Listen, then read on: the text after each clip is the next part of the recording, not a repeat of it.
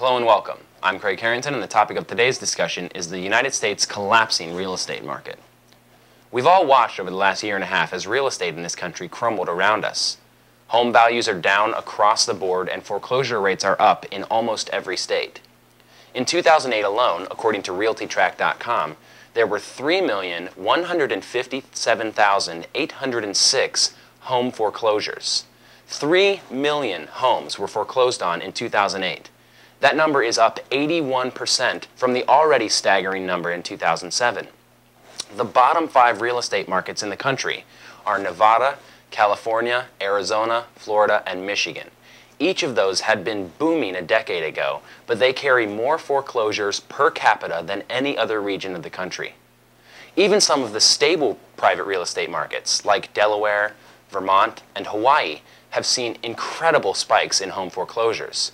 Home foreclosures in Delaware in 2008 are up 681%. In Vermont, the most stable market in the entire country, they're up 433%. And in Hawaii, they're up over 200%. These numbers are startling, but they're numbers that we've come to terms with over the last year. We've been able to get our minds around the fact that private real estate in this country is falling apart. But one of the things that we've ignored is the collapse of commercial real estate. Empty office parks, empty industrial parks, empty strip malls, and abandoned shopping centers litter the United States. And these are contributing to the cycle even more than the private foreclosures. Private foreclosures represent a loss of a single family's home value. But a mall shutting down represents the loss of thousands of jobs, millions of dollars in income, and a huge loss in overhead cost for the construction of the mall itself. This is a vicious cycle downward. As we've watched our income decline, we've watched our consumption decline with it. And as our consumption declines, our consumer economy declines. Our malls, our businesses, our industries all falter when we stop spending. But there's nothing we can do. There just isn't any money out there in the economy.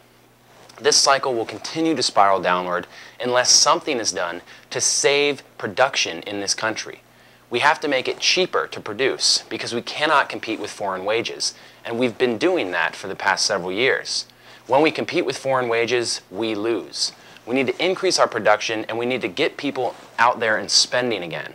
And they need to spend on useful things, not useless electronics and foreign imports. The last stimulus package went mostly to the banks, and the rest went overseas on foreign imported goods. The next stimulus package has to work better. We've even implemented a program, the Troubled Asset Relief Program, which was meant to stop foreclosures and to help stabilize this market. Unfortunately, under Treasury Secretary Henry Paulson, the TARP program was completely ignored. Instead of using money to save families, we used billions to save millionaires and investors on Wall Street. We need to stop this. We need to do something proactive, something to stop the slide. On behalf of concerned citizens, I'm Craig Harrington with EconomyInCrisis.org News.